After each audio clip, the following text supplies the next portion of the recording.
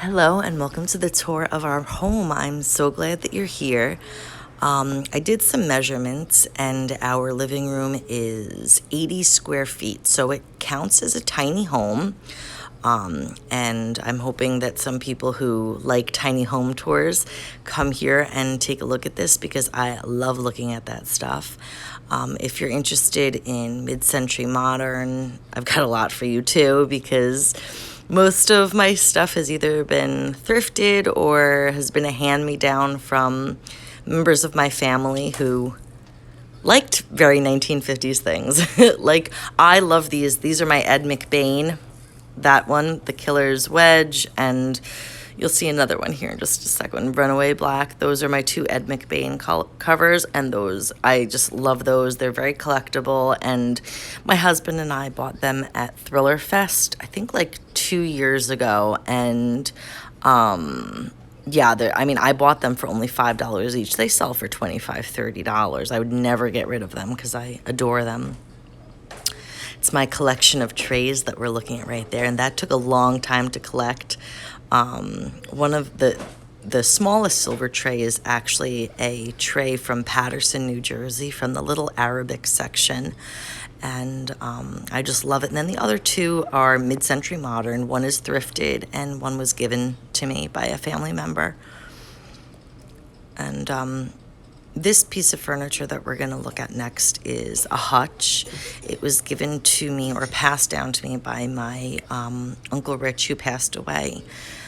And we kind of just made it like just cool, fun things that we own. And it's kind of also like a mixture of both of our religions. Like me and my husband's religion are both represented on there, and I really like that.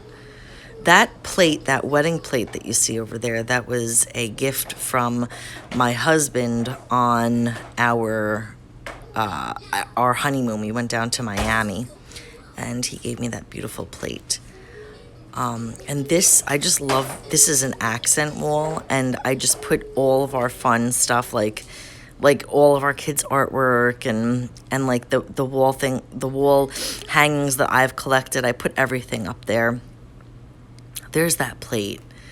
And that's what I'm talking about the mixture of our religions. Like, that's Mary and Jesus. And then on the other side, there's a message from the Quran. So there's just everything there. And I, instead of putting flowers around my home, I put herbs, just because they smell so good, and I need my home to smell good because we change a lot of baby diapers in here, so we need some nice herbs.